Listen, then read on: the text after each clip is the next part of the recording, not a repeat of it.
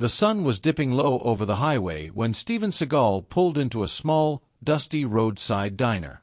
After hours of riding his motorcycle, all he wanted was a quiet cup of hot tea and a moment to relax. Dressed in his usual black leather jacket, tinted glasses, and calm expression, he walked inside and took a seat near the window. The diner was peaceful, truckers chatting softly, a family sharing fries, and the smell of grilled onions drifting through the air.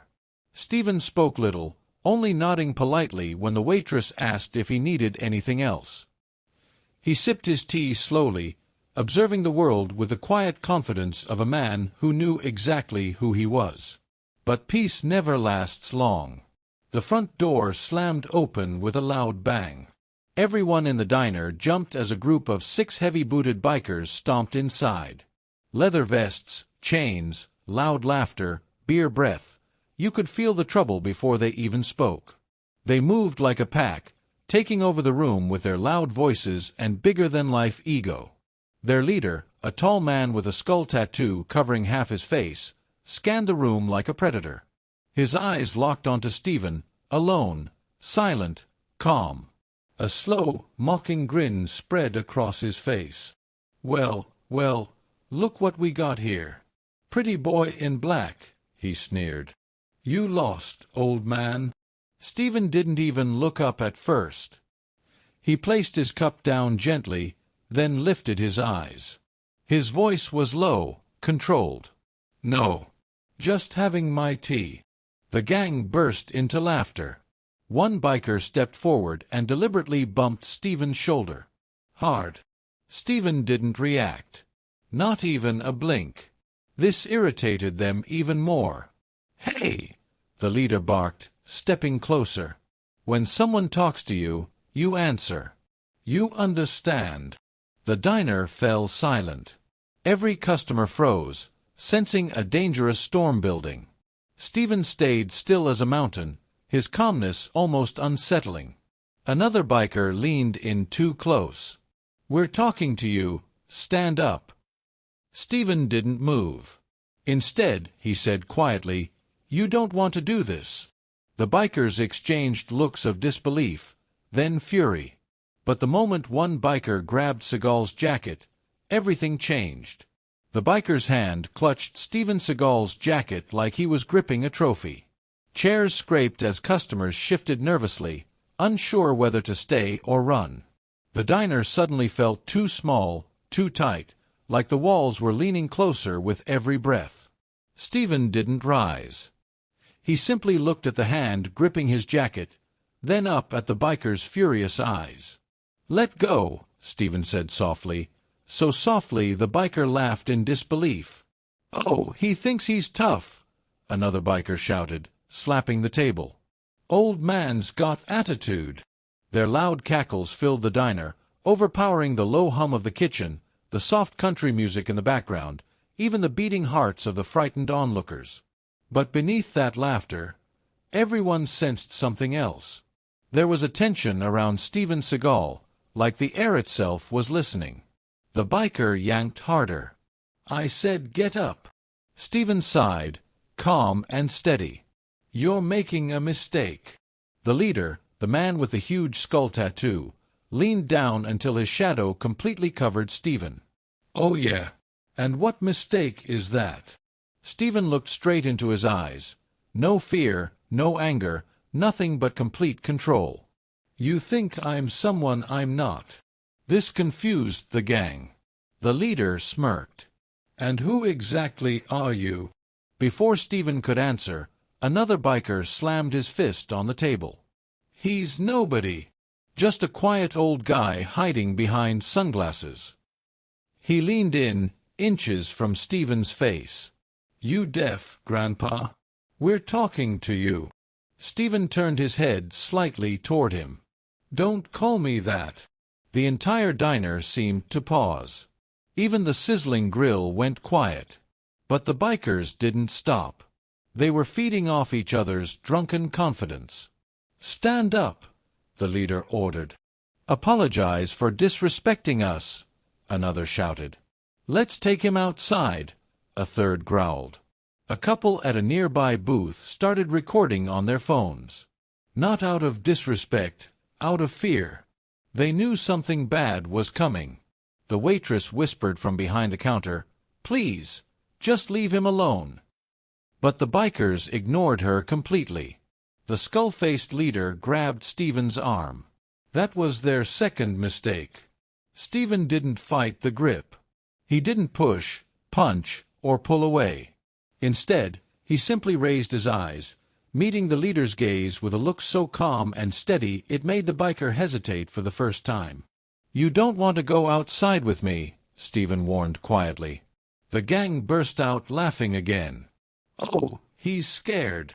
He's begging now. Let's go, old man." But the leader didn't laugh this time. Something about Steven's eyes bothered him. A strange stillness, a predator's stillness. "What's your problem, huh?" the leader muttered. "Think you can talk your way out of this?" Steven shook his head. "No. I'm trying to give you a chance." This made the leader step back half a pace, not because he feared Steven, but because he didn't understand him. Why wasn't this man panicking? Why wasn't he sweating? Why wasn't he afraid? The leader signaled his men. "Grab him. We're taking this outside." Two bikers moved in. One grabbed Steven's arm, the other shoved his shoulder. Steven rose from his seat, not because they forced him, but because he chose to stand. And that moment changed the atmosphere. Now that he was on his feet, the bikers saw his posture, his balance, the grounded way he stood. He didn't look like a weak old man anymore.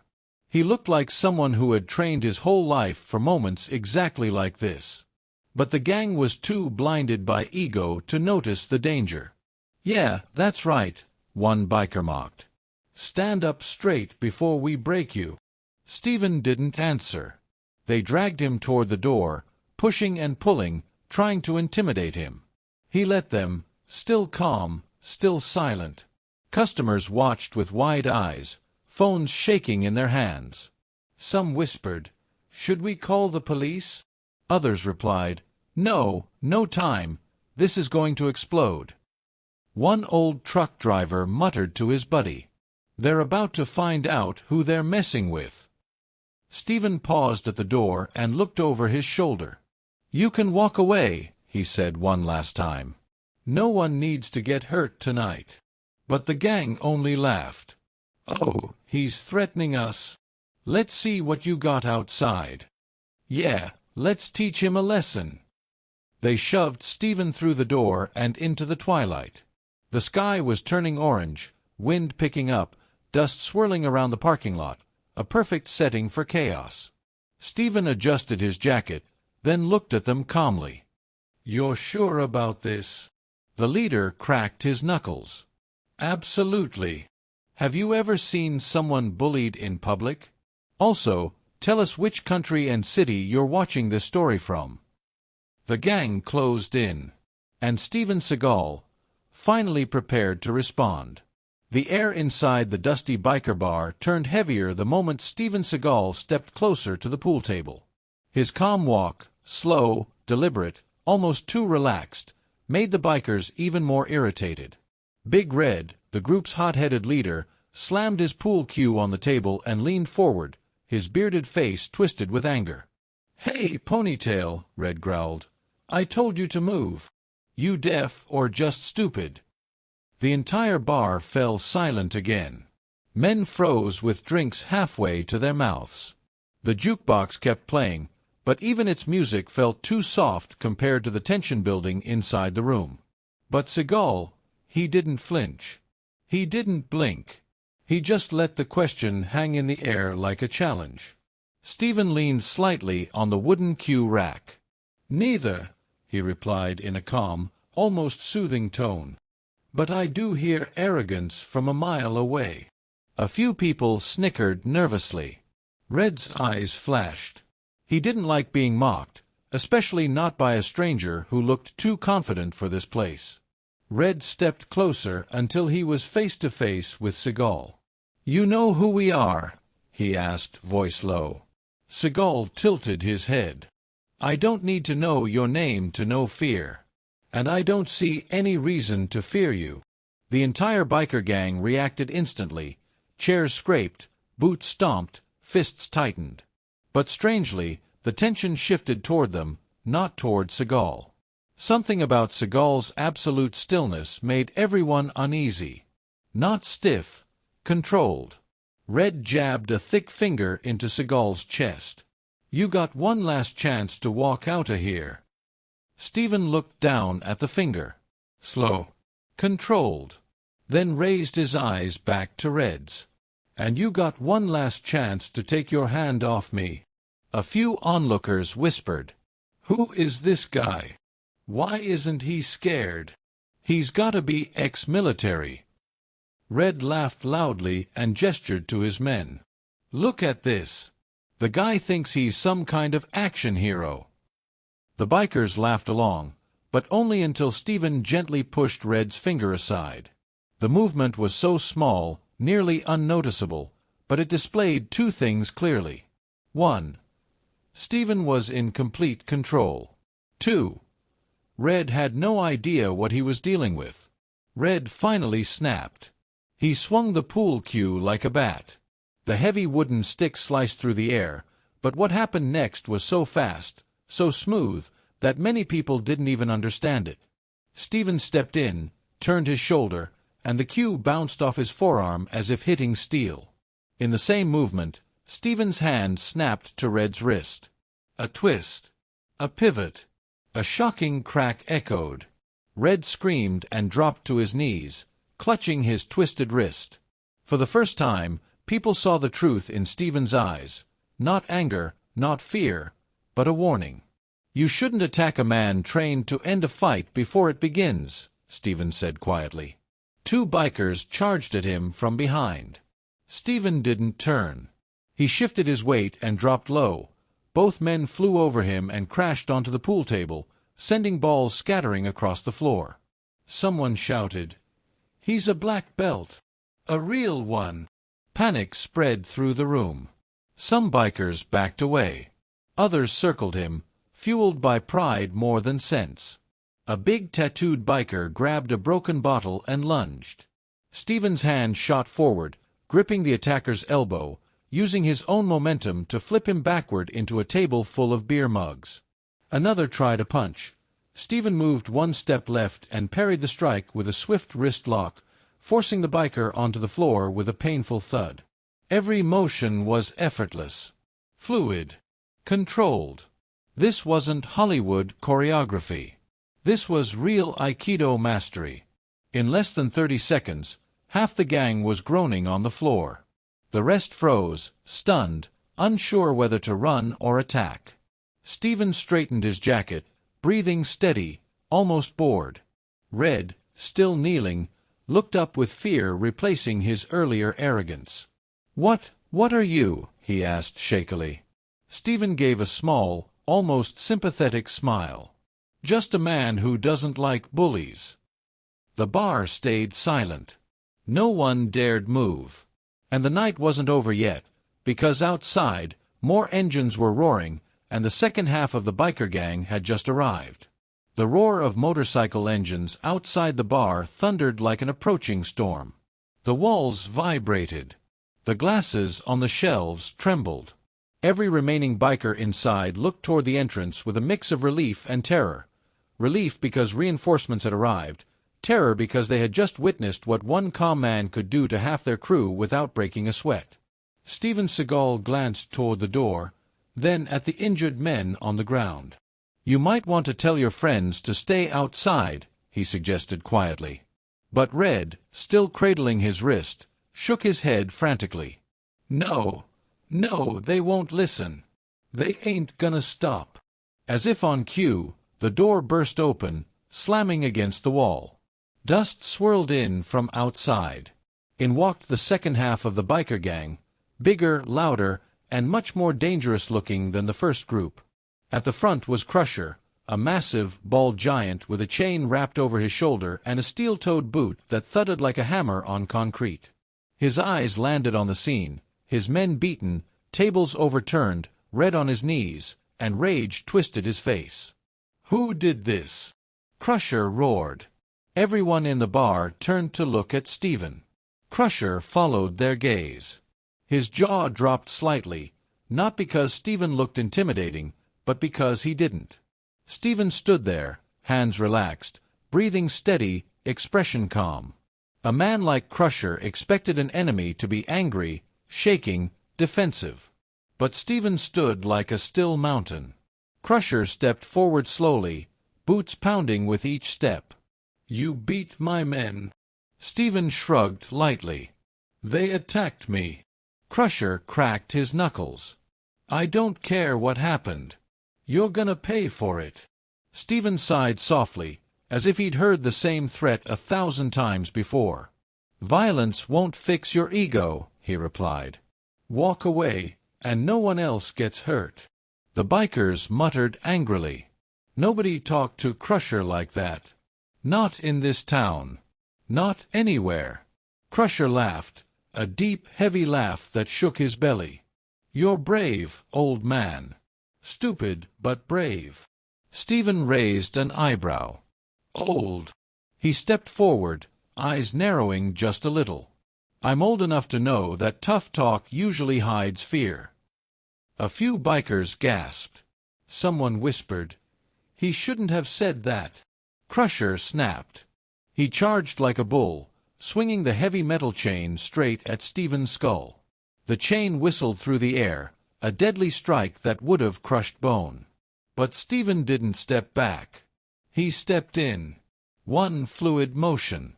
One precise angle. One perfect application of aikido. He raised his arm, allowing the chain to wrap around his forearm instead of hitting his head. His other hand pinned Crusher's elbow. A twist, a pivot, and suddenly Crusher's own weight pulled him forward. Then, crash. Crusher slammed onto the floor so hard the entire bar shook. The chain rattled uselessly on the ground. Gasps filled the room. Crusher tried to get up, but Stephen's foot gently pressed onto his shoulder, keeping him pinned, not with force, but with perfect balance. "Stay down," Stephen warned softly. "You don't want to break anything you need." But the other bikers had seen enough. Pride is a dangerous thing, and humiliation is a spark that ignites even the dumbest bravery. 3 of them rushed at once. One swung a chair. Another threw a punch. The third grabbed a beer bottle to smash over Stephen's back. Stephen moved like water. He ducked under the chair swing, letting the wood shatter against the wall. His hand shot up, catching the punch mid-air, twisting the biker's wrist and sending him crashing into the man with the bottle. Both collapsed in a heap. The third tried to grab Stephen from behind, but Stephen bent forward, flipping the man over his shoulder in a perfect aikido projection. Within seconds, all 3 were on the ground groaning. The bar was dead silent again. A single glass rolled across the floor, clinking softly.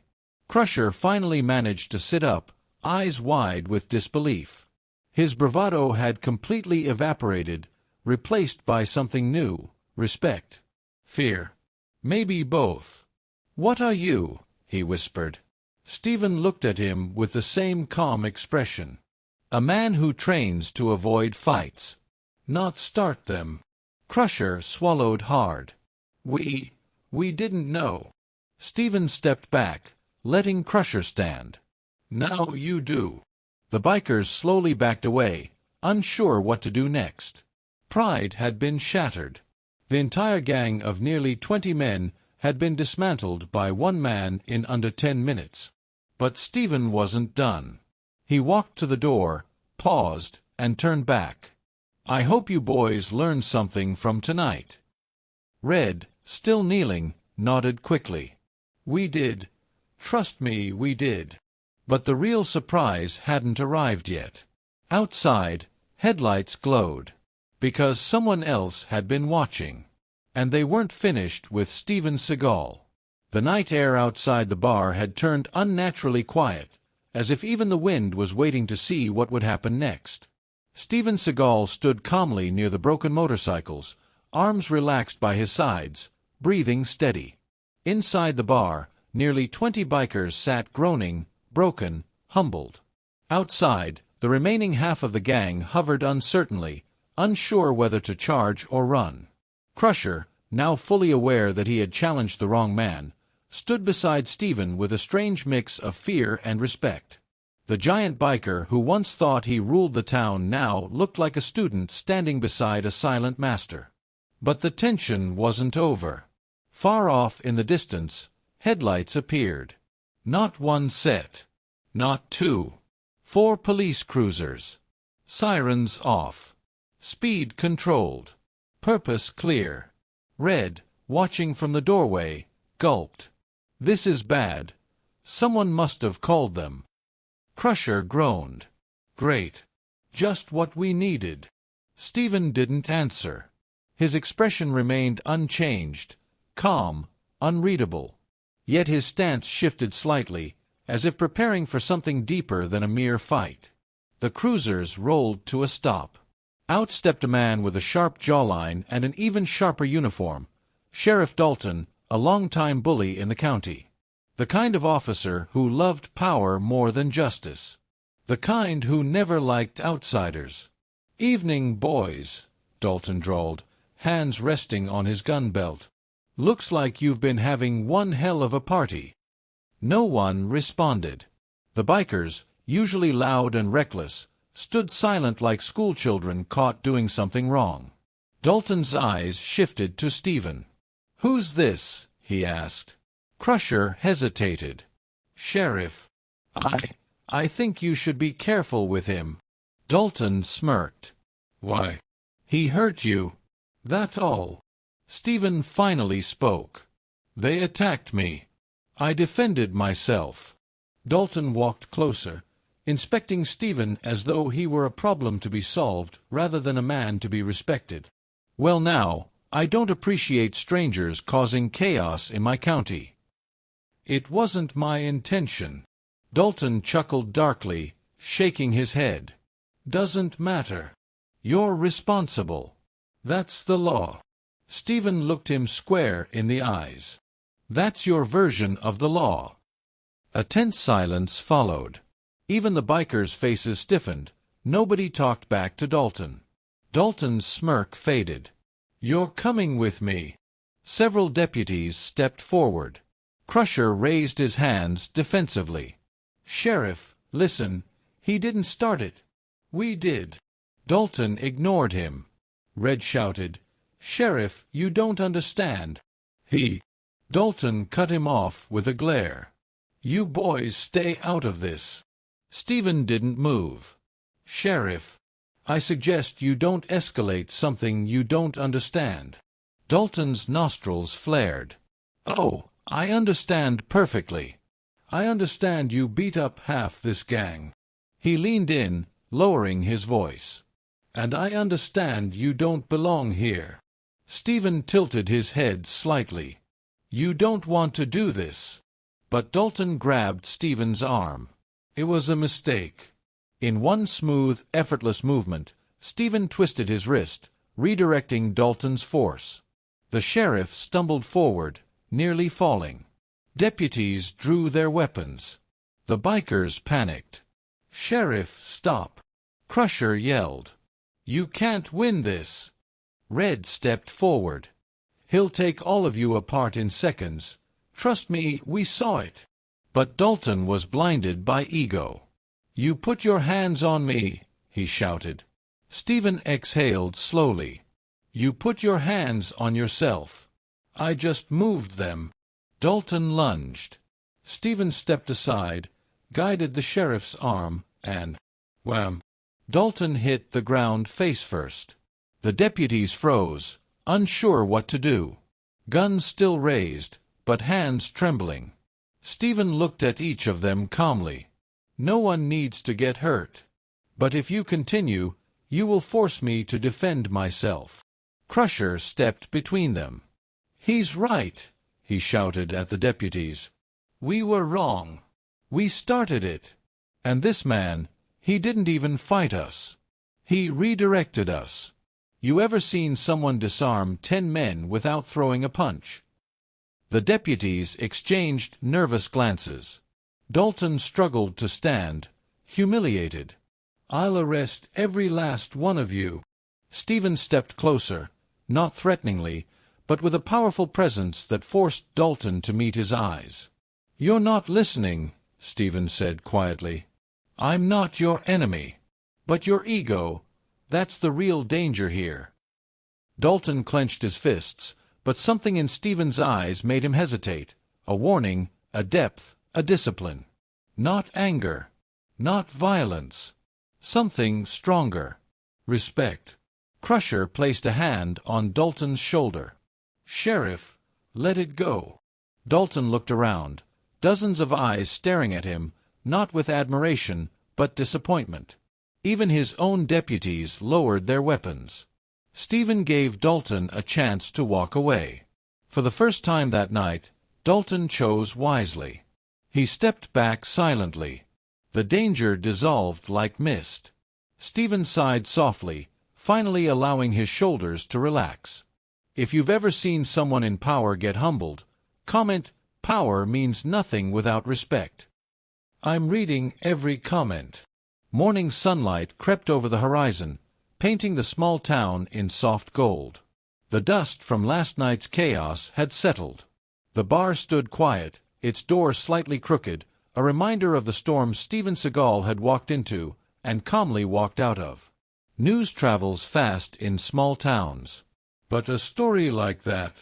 A single man dismantling a violent biker gang, humbling a power-drunk sheriff, and doing it all without ego or rage. It spread like wildfire. By sunrise, the town's local Facebook group was flooded. Someone had uploaded a shaky phone recording, Stephen's calm voice, the smooth motions, the effortless takedowns. The video hit 500,000 views in 3 hours. By noon, every major page online had reposted it. The man who broke a gang with peace, not violence. Real-life martial arts, not movie stunts. Who is this calm warrior? Only a few people recognized him instantly. Others debated. But the world was watching. Meanwhile, Stephen sat quietly at a small diner 2 miles from the bar. Same tea, same calm, same presence. As always, he didn't boast. He didn't brag. He simply watched the sunrise like nothing extraordinary had happened. The bell over the diner door jingled. It was Red and Crusher. Not swaggering. Not angry. Humbled. Changed. They approached the table slowly. "Sir," Crusher began, voice low. "We wanted to say thank you." Stephen looked up with a small nod. "For what?" Red stepped forward. "For not hurting us more than you did, and for not letting Sheriff Dalton ruin our lives." Crusher rubbed the back of his neck awkwardly. "And, I guess for teaching us something we should have learned a long time ago." Stephen sipped his tea. "And what's that?" Crusher met his eyes. "Strength ain't about fear. It's about control." Red added, "And respect. Real power doesn't need to show off." A faint smile touched Stephen's lips. "Good lesson." They stood there silently for a moment. Not as bikers. Not as enemies. As men who had been forced to face the truth about themselves. Then Crusher glanced toward the TV mounted on the wall. A news anchor spoke excitedly.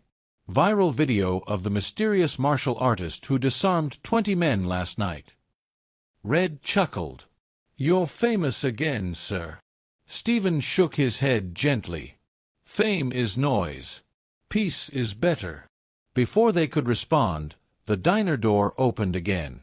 This time, it was Sheriff Dalton. His uniform was crisp. His posture stiff. But his eyes, completely different. No arrogance. No ego. Just a heavy weight of realization. All 3 bikers immediately backed up, unsure whether to brace for another fight. Dalton walked to Stephen's table. For a long, tense second, nobody spoke. Then the sheriff took a slow breath and said, "I came to apologize." Crusher nearly fell over. Red's jaw dropped. Stephen simply nodded, waiting. Dalton continued, voice low and sincere. You showed me something yesterday. Not just skill. Not just strength. Control. And humility. He swallowed hard. I was wrong. And I'm willing to admit it. Stephen studied him carefully, then offered a simple reply. Growth always starts with honesty. Dalton looked relieved. I also pulled the report. I cleared your name. And I'm shutting down the gang's operations effective immediately. Crusher blinked. Wait, seriously? Dalton nodded. Last night woke me up too. For once, the entire room felt peaceful. The sheriff extended a hand toward Stephen. Stephen hesitated for a second, not out of animosity, but to let Dalton understand that respect is earned, not demanded. Then he shook it. The diner customers watched silently, witnessing something rare, a man of violence choosing peace, and a man of authority choosing humility. Dalton tipped his hat. Safe travels, sir. He walked out. Red scratched his head. Sir, with everything that happened, who are you, really? Stephen placed a few bills on the table, stood up, and adjusted his jacket. Just a man, he said softly. A man who trains to stay calm when others lose control. He walked to his motorcycle, the morning light catching the chrome. The engine rumbled to life with a deep, steady growl. Crusher called out, Will we ever see you again? Stephen put on his sunglasses. If you stay on the right path, you won't need me again. With that, he rode off into the rising sun, leaving behind a town changed forever. If you believe real power means staying calm under pressure, type respect in the comments, and subscribe for more inspiring stories like this.